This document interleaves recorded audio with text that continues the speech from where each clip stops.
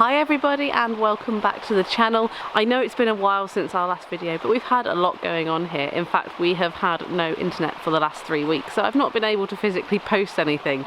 About 3 weeks ago we had a big storm which hit the UK, especially in the north and up in Scotland, and we had winds of up to 100 miles an hour. So we have been a bit waylaid with the storm damage, but also with a lack of internet afterwards, which has taken until a couple of days ago to get fixed. All the birds and the animals were absolutely fine. I actually put all the birds into boxes overnight just so that there wouldn't be any issues, and luckily there was absolutely no storm damage to the aviaries anyway, but it wasn't something I was going to risk because we just didn't know what that kind of wind would do. It's certainly some of the most powerful wind we've had over here for quite a long time. Hi Alfie.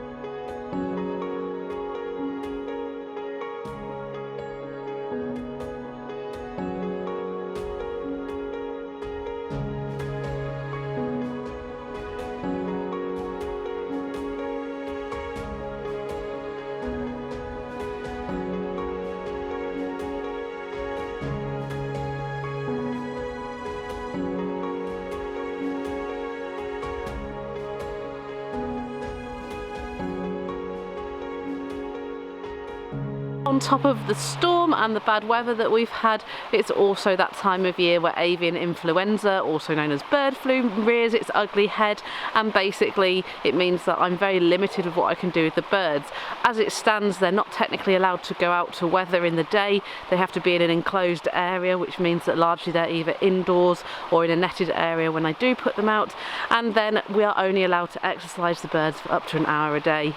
So it's just leaving me with a very short time span in terms of exercising the birds and flying them, but also we have to avoid wild birds because they are the main carriers of bird flu. So we can still hunt things like rabbits, but we can't hunt wild birds. So there's a lot of things in place at the minute, which is making life a little bit hard, but it's something we're starting to see every year here. However, we are going on as best we can, and the birds are still getting flown, which is the important bit, and they are still getting hunting opportunities, even if they are a bit more limited than usual.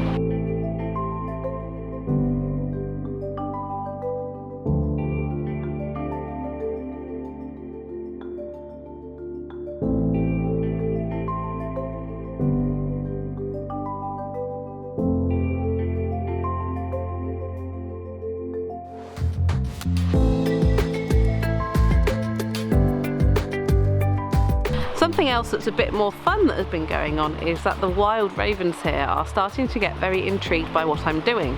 I've noticed when I'm out flying the hawks that they tend to come in and fly around and they hover over what we're doing because they must be quite intrigued by seeing a bird of prey and me. Whenever the hawk flies off, they tend to tail the hawk to see what he's up to, but they then pull back and watch what we're doing as the bird flies back to me, which is quite funny. We've also got a line of pine trees down by the house, and the ravens now sit in that tree and shout at Fable, which is quite funny because she tends to just talk back to them. She doesn't often caw back, she tends to say hello. I've actually got a bit of footage which I'm going to show you, and you can see the crows and the ravens messing around and calling to Fable, and some of Fable's talking back, which is quite amusing, so I hope that you enjoy that.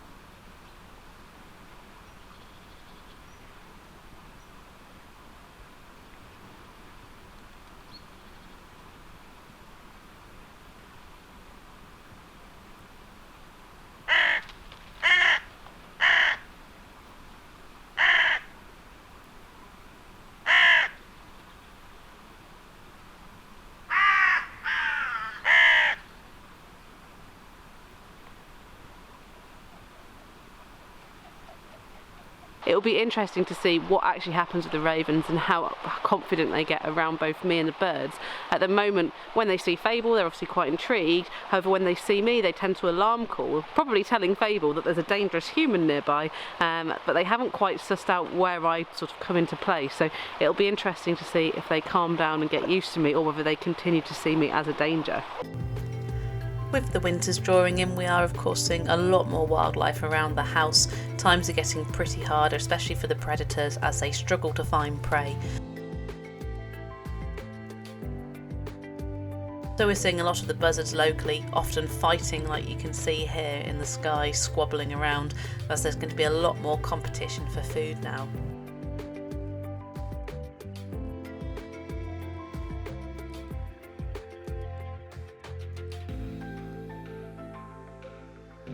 I've noticed that the family of wild barn owls that live near the house are struggling, as they are hunting more and more in the daytime just to get enough food, and since the storm we haven't actually seen any of the kestrels locally to the house, which you can only assume they've either suffered with the ill effects of the storm or have had to go elsewhere.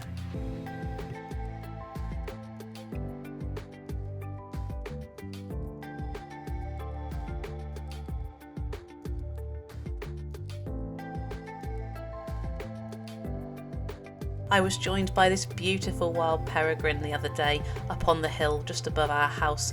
All of my birds had started calling and getting annoyed, which let me know that there was something nearby, and she passed overhead. She did a few circles over the house and then went up and sat up on this fence line, and she sat there for absolutely ages.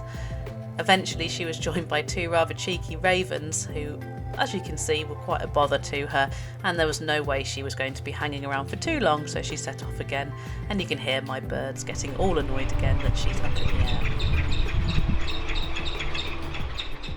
I also got to see this stoat in his beautiful winter coat. This is something we only see in stoats that are up in the very north of the UK. This lovely white coat would help him to blend in with all the snow, which unfortunately had melted the other day, so he stood out quite a lot. He was busy hunting the rabbit warrens in front of the house.